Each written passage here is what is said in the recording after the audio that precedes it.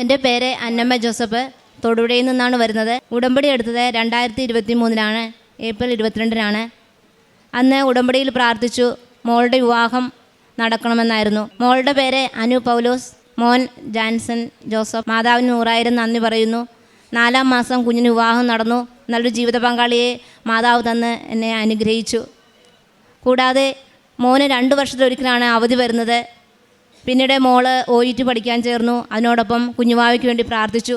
മോന് 2 വർഷം കഴിഞ്ഞ് വരാൻ പറ്റുള്ളൂ, അവധി കിട്ടുകയുള്ളൂ. ആ സമയം ഞങ്ങൾ പ്രാർത്ഥിച്ചുകൊണ്ടിരുന്നു.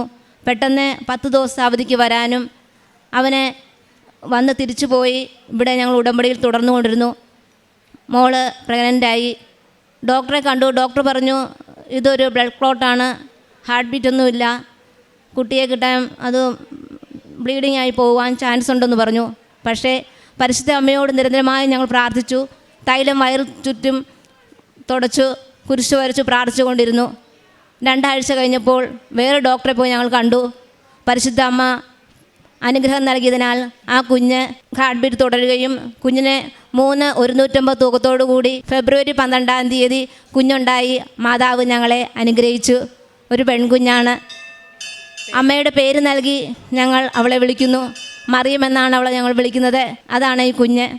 തുടർന്ന് പ്രാർത്ഥിച്ചു കൊണ്ടിരുന്നു. അവർ വാടകയ്ക്കാണ് കഴിയുന്നത്. ഒരു വീടിന് വേണ്ടി അത്യന്തം ആഗ്രഹത്തോട് അമ്മയോട് ചോദിച്ചുകൊണ്ടിരുന്നു. വീടുകൾ കാണുന്നുണ്ട്, ലോൺ റെഡിയാകണം. വളരെയധികം പ്രശ്നങ്ങളുടെ ഇടയിൽ 3-4 വീട് ഞങ്ങൾ കണ്ടു. ഒരു വീട് കണ്ടപ്പോൾ കാണാൻ പോയപ്പോൾ ഞാൻ കരുതി അമ്മയുടെ തൈലം കയ്യിൽ കരുതാം. തൈലവും കൊണ്ട് ഞങ്ങൾ അവിടെ ചെന്നു. വീട് ഒത്തിരി ഇഷ്ടപ്പെട്ടു. ചെന്ന് കയറിയത് ആ മെയിൻ ഡോറിൽ മാതാവിൻ്റെ തൈലം കുരിശടയാളത്തിൽ വരച്ചിട്ട് ഞാൻ പ്രാർത്ഥിച്ചു, അമ്മയ്ക്ക് ഇഷ്ടമുണ്ട് ഈ വീട് ഞങ്ങൾക്ക് തരണമേ എന്ന് പ്രാർത്ഥിച്ചു. പിന്നീട് പല പല പ്രശ്നങ്ങളുണ്ടായി. ലോൺ റെഡിയാകാതെ വന്നു, കിട്ടില്ല എന്ന് വെച്ചു. പക്ഷേ പരിശുദ്ധ അമ്മയുടെ അനുഗ്രഹം കാരണം ഞങ്ങൾക്ക് ആ വീട് സ്വന്തമായി കിട്ടി. നവംബർ 7-ാം തീയതി ആയിരുന്നു വീടിൻ്റെ കയറി താമസം. അമ്മ ആ അനുഗ്രഹം ഞങ്ങൾ തന്നതിന് 1000 ഞങ്ങൾ നന്ദി പറയുന്നു. കൂടാതെ തുടർന്നും ധാരാളം അനുഗ്രഹങ്ങൾ അമ്മ ഓരോ ദിവസവും തന്നുകൊണ്ടിരിക്കുകയാണ്. അമ്മയ്ക്ക് വേണ്ടി വേല ചെയ്യുവാൻ ഞാൻ ഇന്നു മുതലല്ല, ഉടമ്പടി എടുത്ത അന്നു മുതൽ ഞാൻ ആഗ്രഹിക്കുകയാണ്. ധാരാളം സൽപ്രവൃത്തികൾ ചെയ്യണമെന്ന് ആഗ്രഹമുണ്ട്. എന്നാലും രോഗികളെ സന്ദർശിക്കുകയും ഹോസ്പിറ്റലുകളിൽ ഭക്ഷണം നൽകുവാനായി പോകുന്ന ടീമിൻ്റെ കൂടെ ചേരുകയും ചെയ്യാറുണ്ട്. പത്രങ്ങൾ എല്ലായിടത്തും കൊടുക്കുകയും എല്ലാവരെയും അനുഗ്രഹിച്ച് പ്രാർത്ഥിക്കുകയും എനിക്ക് കിട്ടിയ അനുഗ്രഹങ്ങൾ മറ്റുള്ളവരോട് പറയുവാൻ യാതൊരു ബുദ്ധിമുട്ടും കൂടാതെ ഞാൻ പറയുവാൻ റെഡിയാണ്. കാരണം ഒരിക്കലും കിട്ടാത്ത, ഒരിക്കലും അത് നടക്കുന്ന അല്ലാത്ത കാര്യങ്ങളാണ് എൻ്റെ മുമ്പിൽ അമ്മ എനിക്ക് സഹായിച്ചു തന്നത്. അമ്മയ്ക്ക് 1000 നന്ദി. ഇവിടെ നിന്ന് പറയുവാൻ എനിക്ക് സഹായിച്ചതിൽ 1000 നന്ദി പറയുകയാണ്. കൂടാതെ എല്ലാവരോടും എനിക്ക് പറയാനുള്ളത്, അമ്മയോട് ചോദിച്ചാൽ എന്തും തരും. വിശുദ്ധിയോടെ നമ്മൾ പ്രാർത്ഥിച്ചു കഴിഞ്ഞാൽ അമ്മ നമ്മളെ കൈവിടില്ല എന്ന് ഞാൻ സാക്ഷ്യപ്പെടുത്തുന്നു. ആത്മീയമായി എന്നും പള്ളിയിൽ പോകാൻ, കുർബാന കാണുവാനും ഞാൻ തയ്യാറാകാറുണ്ട്. കൂടാതെ ജപമാല മുടക്കാറില്ല. അമ്മ ഉടമ്പടി എടുത്ത അന്നു മുതൽ ഞാൻ അമ്മയ്ക്ക് വേണ്ടി അമ്മയോട് പ്രാർത്ഥിക്കും. മറ്റുള്ളവർക്കും എനിക്കും ഉടമ്പടിയിലൂടെ ഞാൻ ഒരു വിശദീകരണമാണ് ഞാൻ ആയത്. കാരണം അമ്മയ്ക്ക് വേണ്ടി വേല ചെയ്യാൻ ഞാൻ ആഗ്രഹിക്കുന്നു. ഇനിയും എൻ്റെ ജീവിതകാലം മുഴുവനും അമ്മയ്ക്ക് വേണ്ടി വേല ചെയ്യുവാൻ ഞാൻ ആഗ്രഹിക്കുകയും മറ്റുള്ളവരെ ഇവിടെ കൊണ്ടുവരുവാൻ, അവരോട് എൻ്റെ അനുഭവങ്ങളിലൂടെ എൻ്റെ കൂട്ടുകാരെയും എത്തിക്കുവാൻ ഞാൻ തയ്യാറായിക്കൊണ്ടിരിക്കുകയാണ്. പലരെയും ഞാൻ കൊണ്ടുവന്നു. അമ്മ എന്ന ഈ അനുഗ്രഹങ്ങൾക്കും ഇവിടെ നിന്ന് സാക്ഷ്യം പറയാൻ സഹായിച്ചതിനും എല്ലാവരോടും 1000 പരിശുദ്ധ അമ്മയോടും ദേവകുമാരനോടും നന്ദിയും പറഞ്ഞുകൊള്ളുന്നു. എൻ്റെ വാക്കുകളും സംഹരിക്കുന്നു. അന്നമ്മ ജോസ് എന്ന മകളുടെ സാക്ഷ്യമാണ് നമ്മളിപ്പോൾ കേട്ടത്. വിശ്വാസം പ്രഖ്യാപിക്കുമ്പോഴാണ് ദൈവം പ്രവർത്തിക്കുന്നത്. സമയത്തിൻ്റെ മേൽ അമ്മയുടെ മധ്യസ്ഥത്തിൻ്റെ സ്വാധീനങ്ങളാണ് നമ്മളിപ്പോൾ കേട്ടത്.